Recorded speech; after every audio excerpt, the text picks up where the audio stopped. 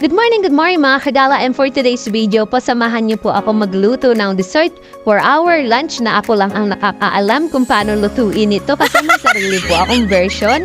At syempre, hindi lang po dessert ang lulutuin natin ngayon, maging ang aming lunch ay ako rin po ang magluluto.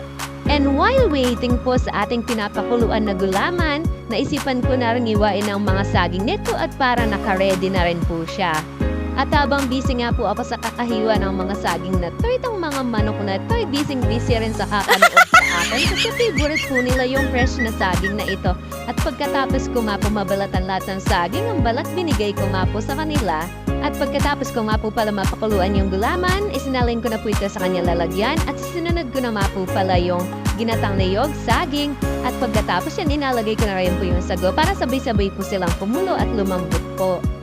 At pagkatapos nga po natin mailagay yung sago, bali, kailangan po nating haluin to at para hindi po sila magkadikit-dikit at pagkatapos nang takpan na po siya natin.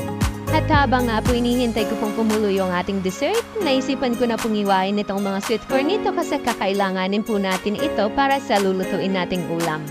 At nung matapos ko na nga po mahiwa yung mga sweet corn, ipapakuluin ko na po ito sa ating kawali na may tubig.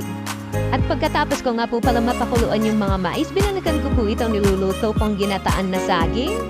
So ayan nga po, luto na po yung ating ginataan na saging. Bali, tatanggalin ko na po siya, tapos susunod na natin yung ulam na lulutuin natin. Niready ko na nga po pala yung pan na gagamitin at yung butter. So ayan nga po, bali pa initin lang po natin yung butter hanggang sa matunaw siya. Tapos yung dating gabi, lalagyan po natin ng mantika. Siyempre, hindi lang puro butter yung ilalagay po natin. At ewan ko po ba, may sarili po talaga akong version ng pagluluto ko. So kayo na po yung bahala dyan. At ayan nga po pala, nung kumulo na po yung butter at mantika, sinunod ko na po yung bawang, tapos yung sibuyas.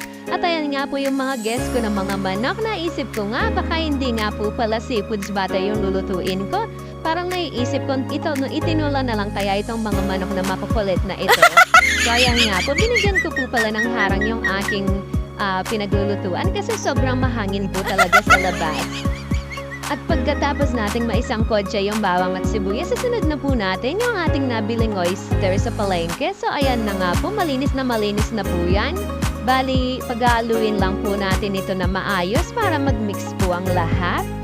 At sa sobrang lakas nga po pala ng hangin, napalayas nga po ako sa labas kasi haring hangin kasi hindi marunong makisama sa pagluluto ko. At ayan nga po, luto na po yung oyster. Tapos isinunod ko na po yung nilinis ko kanina na pusit po. At pagkatapos po yan, lagyan na po natin siya ng Korean paste. At pagkatapos, i-mix lang po natin ito na maayos. At isinunod na rin po natin yung sugar na konti para namis po yung lulutuin natin. At pagkatapos po yung shrimp. At nung luto na po yung shrimp, nilagay ko na rin po yung crabs. Nilagyan ko rin po yan ng konting ketchup, hindi lang po nakita sa video. So ayan na nga po, palintayin lang po natin, uminit po yung mga nilaga natin na crabs. Tapos, isunod na rin po natin yung mais na nilaga po natin kanina. At ayan na po, ready na po yung ulam namin for lunch. So ayan nga po, nagdakas-dakas na ang aking dila. Sain na po ito, nagutom na po ako. So tara, kain na po tayo.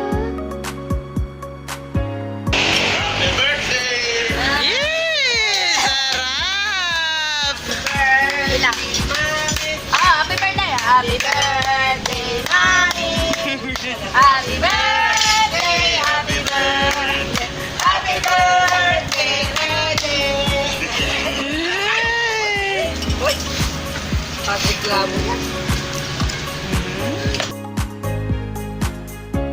At ayan nga po, may pa-happy birthday song pa yung mga guests ko. At si Aling Maliit, yung makakarinig po yan ng happy birthday, tuwa po siya every month po kasi may nagbe-birthday po sa pamilya namin. At bago po ang lahat pala, tara po kain po tayo sa labas. Hindi na po natin kailangan kumain sa labas sa mga mamahalin restaurant. Kaya naman po pala natin gawin itong mga ganitong setup. At ayan nga po pala si Mr. Late po siyang dumating kaya siya yung pinakahuling kumain. Happy lunch po pala sa inyo mga kagala. Ingat and God bless you!